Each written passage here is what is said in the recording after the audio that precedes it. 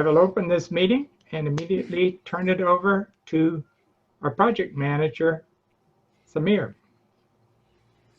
Thank you, Brian. Thank you so much, and welcome to our fellow Toastmasters from the world. This is our third session in the IGTO, the International Guidance for Training Online, brought to you by the Global Trainers Online Advanced Club. This club was chartered for one goal only, to help and support trainers all over the world, and it is doing that. We meet every second and fourth Saturdays from 6 to 7:30 a.m. and the Universal Time, UTC, you can say. This is our third session of the IGTO, the training program, and today we'll be talking about how to conduct successful club meetings. Let's enjoy together, and our Toastmaster who will lead this session is none other than Toastmaster Michelle Al-Balim. Michelle is here. Yes. At this stage, we haven't actually physically heard from Michelle. There is a possibility that her machine has frozen and that she doesn't know we are here, or doesn't know that she is on. Then let's proceed. We'll proceed with our first session today, and first session will be conducted by one of our wonderful trainers and leaders in our club and in this program. He is the Vice President of Education of our club. He is none other than Toastmaster Graham Craig. Thank you, Emma. Thank you, ladies and gentlemen. Thank you for coming along. Can I just confirm who is the chat monitor, that is the Q&A facilitator for this session? Is there somebody down to do that? In that case, I'll deal with that today. You're a good person, Carol. Thank you for that. If you can facilitate the question and answer. So, ladies and gentlemen, if you have any questions relating to issues that I'm going to be raising or later that Danielle will raise in her session, can you please put them into the chat and preface them with a big letter Q in capitals so that we can tell that they are questions that we should be dealing with. So, welcome everybody. My name is Graham Cairns and I'm going to be presenting the first of today's two training modules, and it is on mastering skills, planning agendas and promoting meetings. I'm trusting that you can all see my PowerPoint slide. If you can't, please wave your hand. That's a silly question. We see it, Graham. Excellent. Good. So this first module will be on planning agendas and promoting meetings. We'll be looking at some tips and tricks, as it were, looking at how best you can convert your meetings to online, because I'm not going to be looking specifically at how online clubs have dealt with agendas and promotions. I'm looking more at how brick and mortar clubs who are being forced online, let's be honest, at how best to translate what you have been doing into this new medium that we are all facing. Now, my intention is that this will go for around 10 to 12 minutes, and then there will be an opportunity for question and answers afterwards. So let's get us underway. The first thing is getting down to brass tacks, something that every Toastmasters club should be doing as a matter of principle. The Vice President Education should start with the Club Leadership Handbook. How do you plan an agenda for a club, whether it is an online club, an offline club, a club which is normally offline but which is online at the moment, or a hybrid club, that is a club which is both online and offline? In all cases, it starts with the Vice President Education using the Club Leadership Handbook, because that handbook is a resource which we're all given every year. We used to actually get physical copies of them, and I could probably ask for a show of hands from people who've got multiple copies of the Club Leadership Handbook sitting around their office. Yeah, I thought there'd be a few, but we now get them electronically. You've got a copy of it. If you don't, you can download a copy of it from Toastmasters International, and it has some really good tips on how to set up meetings. One of the things that I discovered when holidaying in Asia was a phrase which is common to every country in Asia that I've been to, and that is same, but different. And what that means is that this is not quite the product that you are used to. This is not exactly the same suit that you have seen advertised. This is not quite what you were expecting, but it fulfills an equivalent purpose. It is just as good. It is same, but different. Well, for an online option for clubs, it is the same, but different. You need to make some minor changes, but the same basic things in a Toastmasters club will continue. What works for your club? Some clubs, for example, use the North American model of agendas, where the first half of the meeting is conducted by the Toastmaster, the second half of the meeting is conducted by the General Evaluator. If that currently works for your club, continue to do that. Some clubs use the model that I've seen used in Australia and many other places, where the Toastmaster of the meeting handles all of it right up until the General Evaluator wraps up the meeting with his or her view of the meeting that's just gone past. If that works for your club, continue to do it. The tips and suggestions I'm going to make today are just that, tips and suggestions. What works for your club, continue to do that for your club. The first tip that I'm going to make is about timing. You require flexibility in your timing for an online meeting. Why?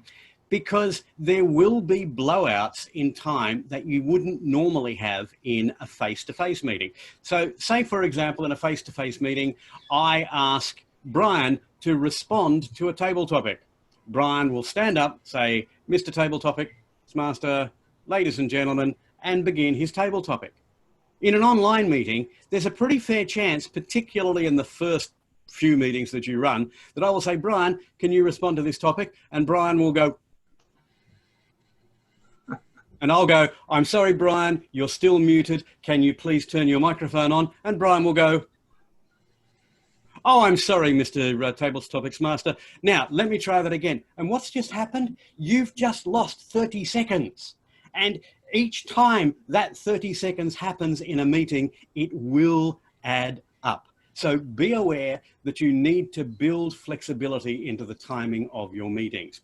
If you've normally got a meeting which takes a break in the middle of, say, 10 to 15 minutes to allow for members to have a cup of coffee and a piece of cake and go to the little boys' room and all those sorts of things, well, it's going to take about the same time, but you can shorten that because everybody knows where the toilet is. They don't have to queue. So that might save you a little time. Be prepared to be flexible. With online clubs, there are new roles for a new medium. Let me take a look at some of the roles that I've seen used successfully in either fully online clubs or in clubs which have made the transition to going online in the last month or so. One is something that happens with this club, the Global Trainers Online Club, and that's called Tech Tips. Somebody is allocated 3 to 5 to 7 minutes, depending on your agenda time, to actually handle tips. Now, they may be tips like how to use your microphone, how to use the camera, how to make sure that your camera is not looking up your nose, making sure that the camera is above your line of sight, how to use lights, what sort of lights work well, what sort of lights don't work well. All those sorts of technical tips which will make it easier for your members to do what they need to do as members of a Toastmasters club. Another role which I've seen used in one of my clubs is a thing called the Watcher.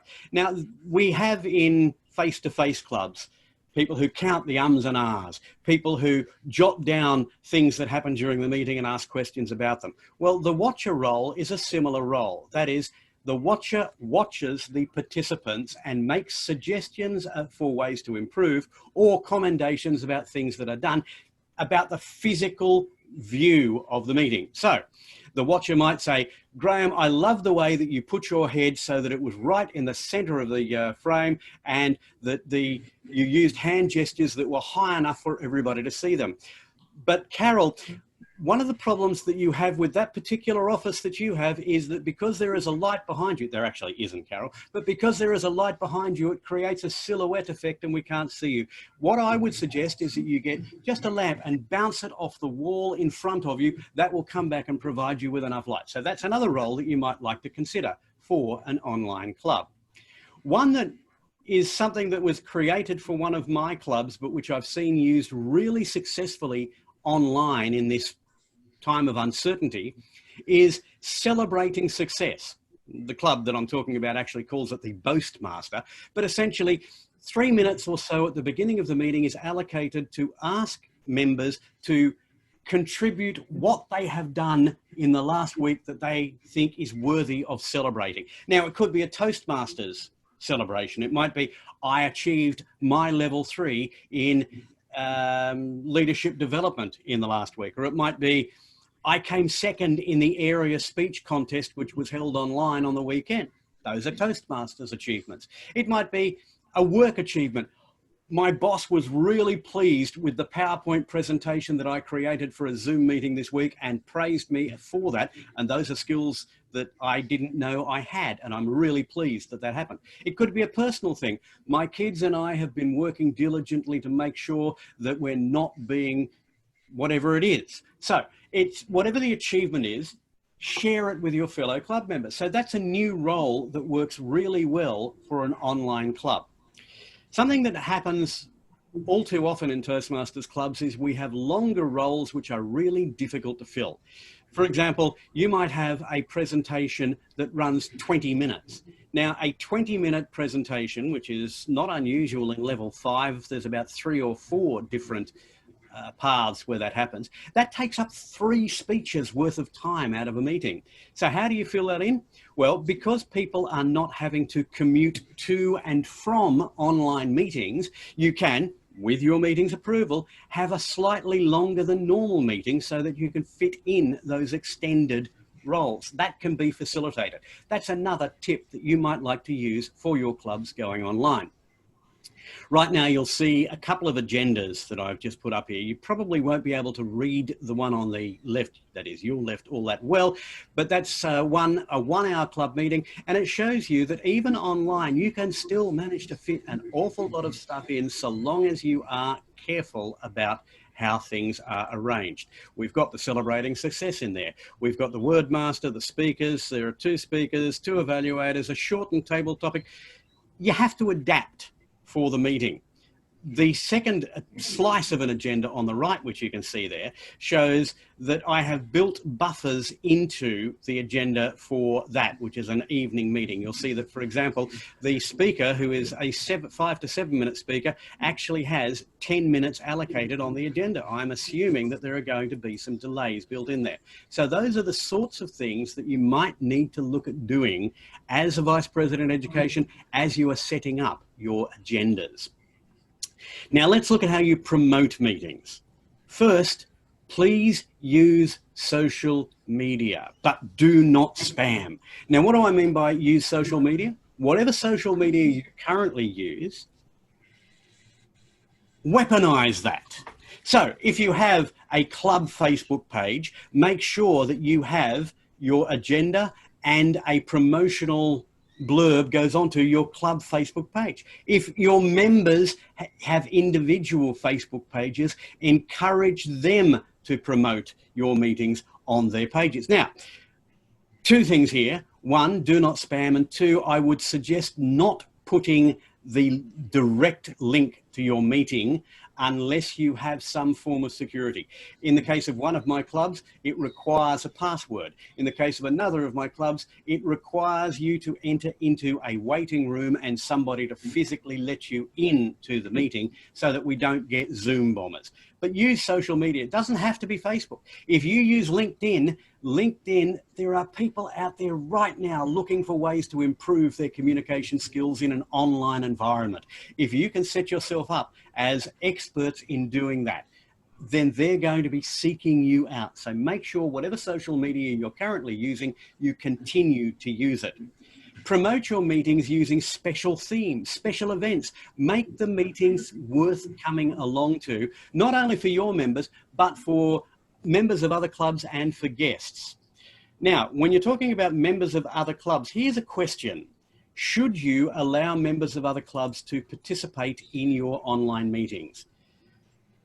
Well, the answer to that is yes and no, and that's not very useful. I, as a matter of normally would not encourage members of other clubs to speak at my clubs, but I may well encourage them to come along and provide evaluations for my members. But if I've got a club that is particularly small, where I'm having trouble filling the agenda, then I might invite other speakers, other members to come along and speak at my club to give my members practice at evaluating somebody other than the small group that we normally have. It's up to your club, it's up to your agenda. If you've got a full agenda, then make sure that visitors take part in table topics, of course. Make sure that they contribute at the end of the meeting with guest comments. But it's up to you whether you have them on the agenda or not. Something I would think is very important, but we all too often forget, is that public relations, that is promotions of our meeting, is both front-facing and internal. It's all well and good to go out to the world and say this is what's happening, but we need to make sure that our members know what's going on. We need to make sure that they are kept in the loop. We need to make sure that they are being given the opportunity to speak, to evaluate, to take part in table topics. We need to encourage them to come along. There's a lot of really good advice on how to promote clubs. Now, in the VP PR section of the Club Officer Handbook, it is largely related to brick and mortar clubs, but the principles remain the same. So again, check out the VP PR section of the Club and Officer Handbook. And finally, once again, what works for your club? Always bear that in mind, because it's your club, whether it's face-to-face, online, hybrid, however it works, it's your club, and what works best for your club is what will continue to work well. Finally, master your meetings. This is a little manual that almost nobody downloads from the Toastmasters website, but it is a brilliant way to look at promoting agendas and planning agendas and promoting your meetings, whether brick and mortar or online only clubs. Mr. Toastmaster. Well done, Graham. That was excellent. You will be providing the role, or doing the role of Toastmaster as well. So I have sent you in a private message today, the agenda. So I'll fill in whilst, oh, Michelle Excellent. is here. So maybe we'll be okay. Michelle, are you able to use your audio? Well, I am able to use my audio, but since I was not aware I was Toastmaster, I don't have the introduction to the next speaker. That's all right. I can continue to do that. Do we want to do questions and answers from my session now, or do we wish to do them at the end of Danielle's presentation? Usually we have the questions straight after. So All right. I posed one in the chat for you, and I wanted to know from you, Graham, what do you use to keep your PR for your clubs focused? That's an interesting question. PR, as I say, is both forward-facing and also back toward the club. And I must admit that I am much more effective at promoting outside than I am in promoting to my members, and that's a failing. To keep focused, you need to set on your agendas, as the agendas are being established, what is the theme? What is the process? What is it that we are going to achieve with this forthcoming meeting? And use that as the hook to promote both to your club members and also to those outside. Does that help? Absolutely, yes. I agree with it myself.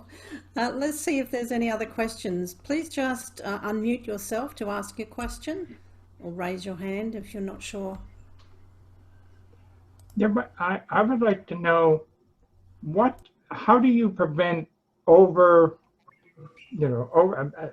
bombing your audience that you're trying to get to come to your meeting, on social media, and how to avoid spamming them?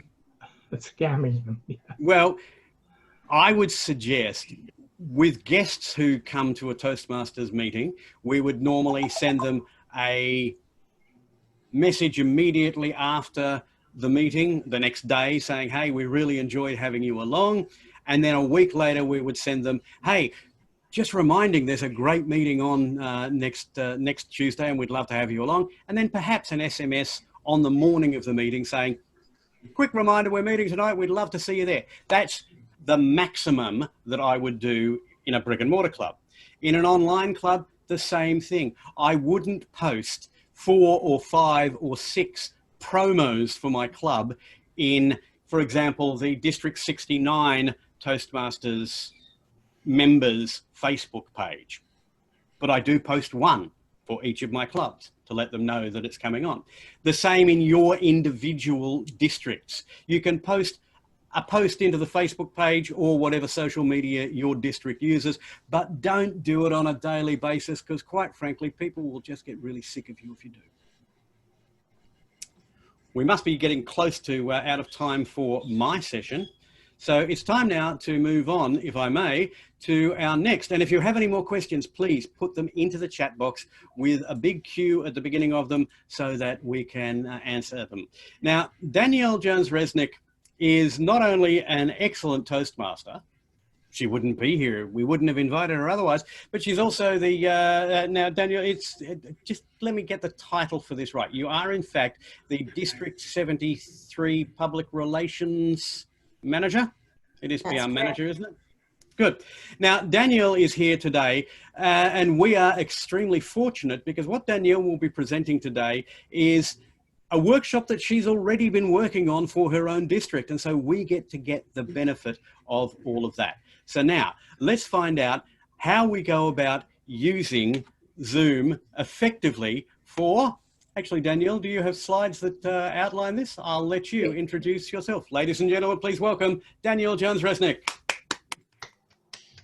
Thank you very much, and thank you for having me. I was very honoured when Graham sent me an email asking me if I was prepared to talk to you all this evening, this afternoon, this morning. I'm not sure what time it is, where everybody is, but it's great that we can gather from all around the world and learn from one another. What Graham didn't get was the blurb I wrote about myself, where I said that I've been trained to use Zoom by my 10-year-old niece because my 8-year-old nephew doesn't believe I'm so ignorant that I don't know all the features of Zoom like that. Because really they, as the upcoming generation, know how to use all of these really cool features that we as adults, we normally come on and just use the basics. So hopefully I'll be able to provide a bit of insight for you on the different roles that we might have during a Zoom meeting, about how to record your meetings, and about breakout rooms, which I have to say is my niece's favorite part, and probably mine as well. She likes it when they do a family Zoom. So she's one of 4 kids, so she's got 3 brothers. They'll do a family Zoom meeting and she'll send each of her brothers to breakout rooms where they can't talk to anybody else. So it's like putting them in the naughty corner away from one another, but she does it virtually, and then she can hear them calling out from their different rooms around the house. So I'm just going to share my screen with you. Oh, could the host please enable my screen sharing so that I can share my screen with you? Just make Danielle a co-host and you'll have all the tools you need. So that's actually one of the important things before I share my screen, is to ensure who is hosts and who are co-hosts affects what they can do within Zoom. So before you have, especially your first meeting, make sure you've gone through all the protocols and all the roles and ensure that everybody is covered, so that you don't happen to have what we've just had of somebody needing to ask a question. Okay. So one of the most important things I think as Toastmasters when we're holding meetings is to ensure that we hold up the core values. I think in some ways online meetings seem a bit less formal, and therefore there seems to be at times less respect and less excellence that's going on in meetings, because people are like, oh, it's all new and we're excited and everything. But we have to still maintain the standards, especially if we have guests coming in. So as I said, these are the 3 things I'm going to talk about today. So here are the different roles that actually within Zoom are slightly different from what you might have at a regular meeting, because even though we have a Toastmaster of the Day at a regular meeting, the role is a bit different in an online meeting. The thing I've called a video monitor is a bit like what Graham was talking about, of somebody who watches what's going on screen. So I'm going to go through these quite quickly, and I'm happy to provide my slides later because they've got quite a bit of information in them. So the Zoom master, sometimes it's your sergeant at arms, but you could choose a different member, and their responsibility is to set up the meeting. And one of the things, especially for new clubs that are meeting newly online, have someone go through the Zoom protocols prior to the meeting. This ensures going through that everybody should have their microphone on mute so they're not talking. You might decide, it depends on clubs, that people can't chat while somebody is actually giving their speech, in the same way that in a regular club, you don't have a conversation with your neighbour while someone's presenting. You don't do chat, you wait until after. And the Zoom master can control who are hosts and co-hosts. And this is really important. You don't want one person to have all the responsibility, because what if that person gets knocked out? It might end up the whole meeting.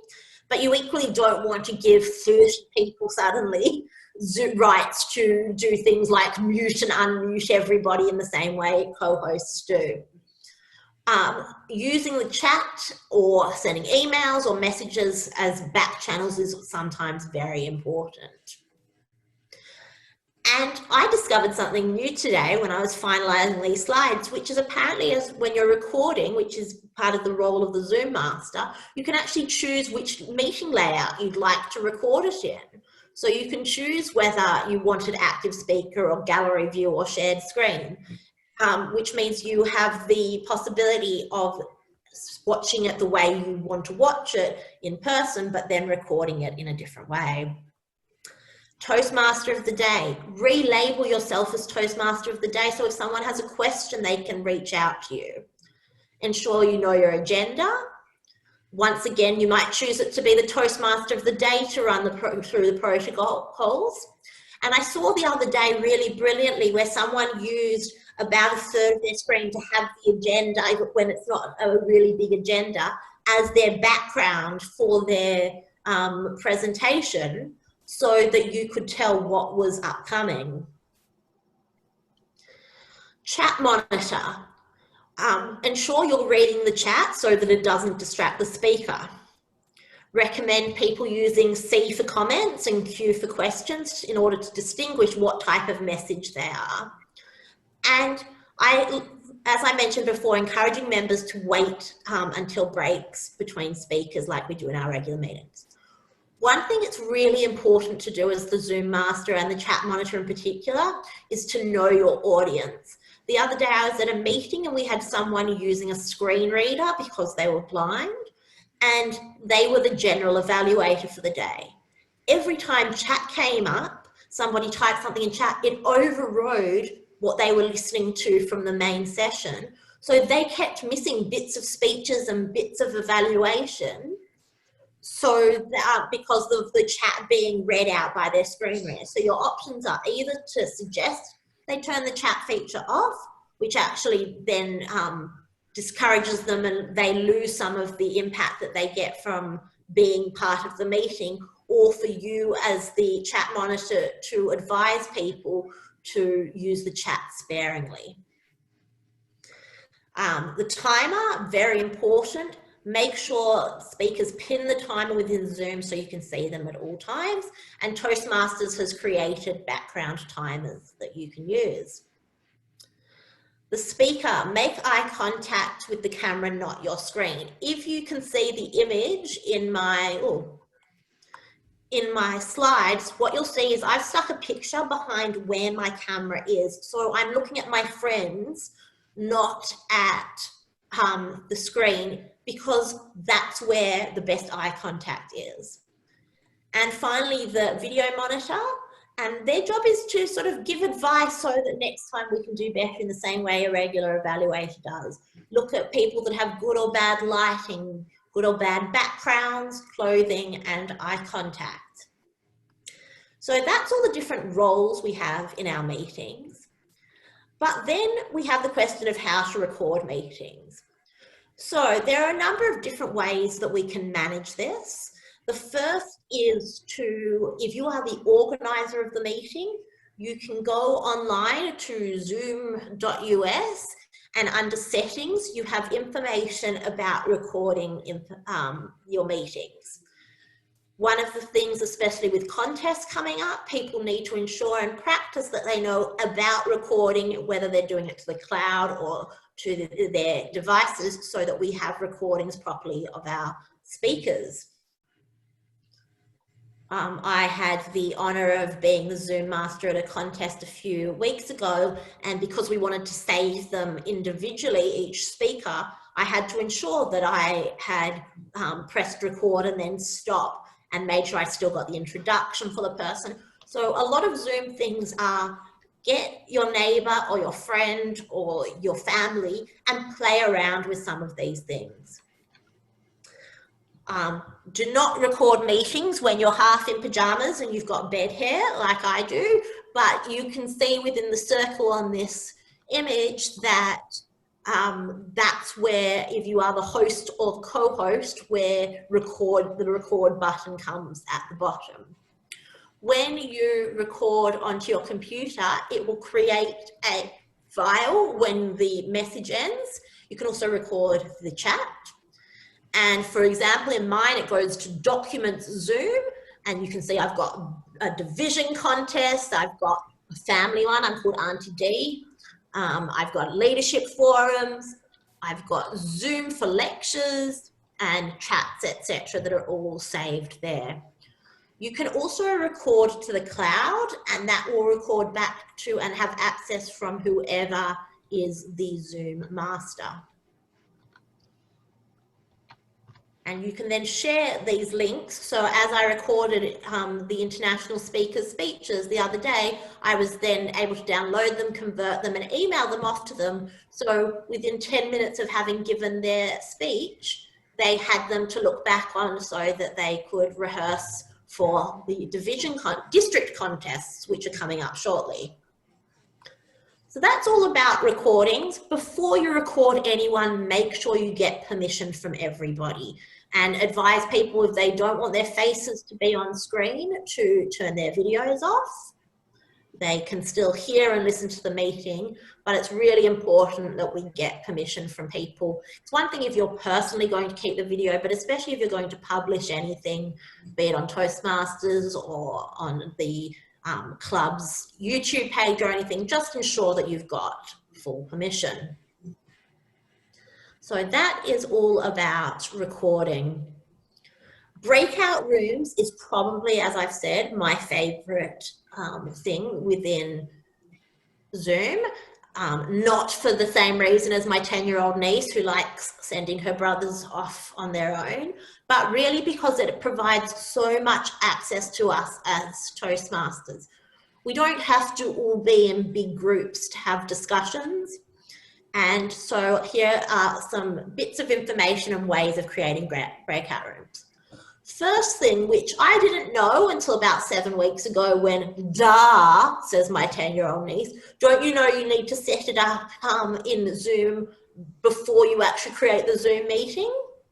So the first thing you have to do is, whoever is setting up the meeting, go to zoom.us, and in settings, and you have to scroll down quite a long way.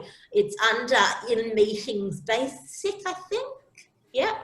Breakout rooms, and you need to tick them so that you have enabled them. One of the things I really love is that you can pre-assign people to breakout rooms when scheduling. I'm pretty sure this is a new feature because I don't remember it being there a while ago. This means for my district contests, for example, I can have a judges breakout room and a contestant breakout room and have them all set up. So it's not when I get there in the morning when we start very early at 9 a.m. I know that might not be early to some people, but 9 a.m. is early for me. I can have all the details in there so that I can keep going. So when you're in Zoom, once you've enabled that you have breakout rooms set up, you then have at the bottom of your screen, sorry, I'll scroll back up. In the same way here, you've got your record button. If you are the host or the co-host, you will have breakout rooms next to it. if I hit on breakout rooms, it automatically comes up, assign your participants automatically, and you can choose how many rooms. So this one, for example, I've got 4 participants. So if I was to assign them to one room, 4 people would be sent to that room. As the host, you can't be assigned to a room. You have the option to join a room when you're ready. I can equally divide it automatically, 4 participants into 2 rooms. So 2 participants will go to each room. However, what most of the time you might want to do is manually divide people into rooms, because you might want specific people. So for example, when we're running a leadership institute, automatically dividing them is fine, because you want a set number of people in a room to discuss whatever the issue might be. But if you manually want to divide it by division or area, for example, what you might do is do it manually. So to do it manually, once again, you select how many rooms you want. So here I've selected 2 rooms and 2 participants per room. And what will come up is it will create this thing and it will say breakout room 1, and it will tell you 2 people that are in there, and breakout room 2 and the 2 people that are in there. But what if they're not the people that I want in those rooms? Well, the first thing I can do is I can relabel the rooms. So in this instance, I've relabeled them to female authors and male authors. But then hang on, Faye Kellerman, David Baldacci, who's a male author, is in my female room. So what I want to do is rearrange my groups. And I can do it by exchanging or moving people from one group to the next. So if I exchange David Baldacci, I can choose to exchange him with Agatha Christie. So I'll end up with 2 female authors and 2 male authors in the correct groups. At the end, there will be a exit breakout meeting in the bottom right-hand corner, and everyone has approximately a minute to come back to the meeting. And that is all. Thank you very much.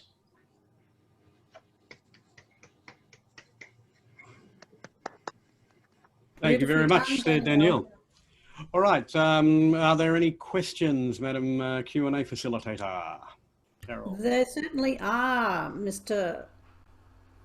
Graham Cairns. I'll scroll back in a moment, but one of the questions came from Samia. How do you enable the speaker to record their own speech, perhaps in a contest? Danielle? So by creating them as a co-host or by giving them permission, anybody can ask for permission by scrolling to the bottom of their screen. They'll see a record button if you've set it up previously in the Zoom US. It's fine for if they just want to record their thing, but if you want anything official, then it has to be recorded by the host. May I make an observation there as well? If you do take that option and Samir as speaker decides he wants to record his speech and clicks on record to his own computer, he has to actually stop the recording and start a new recording to his computer, because the way that Zoom works is you can record to your computer first, then to the cloud. You can't do it the other way around. So my suggestion would be, sorry, individuals can't record their own speeches. We will get a copy of it to you at the end of this meeting. Excellent, thank you, Graham. And your question from earlier to Danielle is, do you consider chatting while someone is speaking to be showing a lack of respect? Or is it judicious use of resources and time? I think it's a judicious use of resources and time. I don't think it's rude per se, but I think sometimes people are having private conversations about the previous speaker, for example, during your speech, and it can be distracting to suddenly see the words rising up and people are talking or about the fact that they went for a walk and they bumped into 3 dogs that day. So I just think it's about being courteous and considerate to other people. Thank you, Danielle. That was a great little example. And just for information for our viewers today, the private chats that I sent to Danielle during her speech were simply to show green, yellow, and red. Did you see those, Danielle? I didn't because I was of the way I was sharing my screen, but I saw Wilfred's timing cards. I was just a slightly bit over. That's fine. Scrolling down now to find another question or two for you. And one of those is about Facebook events. Would you create Facebook event for your club meeting? Is this a recommended process? In terms of with a Zoom link or just in general? I think this may have been a question from Sama to my earlier one on promotions, but I'm not certain. Could be. Yep. Yeah, the question is directed to Graham. The short answer is I don't know. To be honest, I don't know enough about Facebook events. There are other members of your club who no doubt know better than me on the best way to do it. It's not an area that I have any expertise. Can I ask the people in this room, and I see there is a red card, but can I ask the people who are here today, very briefly, Brian? Yes, I quite often set up the club meetings on the Facebook events, and then I can plan it out 2 months ahead of time if I want to, and then that gets posted every week if it's a weekly club, or like this club every 2 weeks. Cool. Excellent. Thank you for that. So Facebook events could be a useful way of promoting your club. But again, I'd go back to the point that I made earlier. Don't forget that PR is not just forward facing, it's also your own club members, and it is vital that you keep your members deeply involved in the process. Thank you, Mr. Toastmaster. That concludes our Q&A for this period of time. I'll hand back to you. Thank you, Madam Facilitator of Questions, of Q&As. That was terrific. Now, we've just about run out of time, and we do have to go very shortly because there is, in fact, another club meeting coming up in a few minutes. But before we finish, I want to give my personal thanks to Danielle for agreeing to come along today. I thought her session in particular was truly excellent value. It was, no matter how much you paid to be here today, it was well worth it. But seriously, I really enjoyed what Danielle had to say, and I've taken away a couple of tips, and I've been using Zoom and such things for nearly 4 years as an online club member. So I thank you, Danielle, for that. And I am grateful that you were able to use the material that you were putting together for your own district and gave it to us first. Yay, us! Well done. Now, unless there are any other observations, I will now hand control back to Sama, who is the facilitator of the iGTO project. So, Sama, it's all yours. Thank you, Graham. And again, I'm also thanking Daniel for coming to the iGTO and give us this wonderful session. The most thing I liked, I learned a lot from your session, Daniel. But the thing that I most like is that you can put a picture behind your camera, over your camera, so you can look at them while you are speaking. That's really a trick that we can share it with our people, our members, to make it easy for them to speak to the camera, not to the Zoom frames. Thank you so much, Daniel, and thanks for Graham for sharing also how we can plan our agendas. Dear leaders, dear Toastmasters, this was our third session. Our coming session will be next Saturday, and we will talk about elections, club elections, how we will conduct our club elections through online platforms. It will be very beneficial for the clubs which recently moved to the online platform.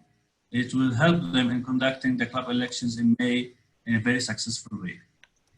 The good thing, it will be conducted by very experienced Toastmasters who were conducting their elections for a few years now through Zoom platform. So don't miss that. Now, before you leave, I would like to know that our club meeting, the Global Trainers Online, will conduct the meeting now after 15 minutes from now in the same room. So I'm encouraging you to stay in the room and enjoy the Global Trainers Online meeting. Thank you so much. And see you. Thank you so much. Thank you very much. One quick thing before anybody leaves.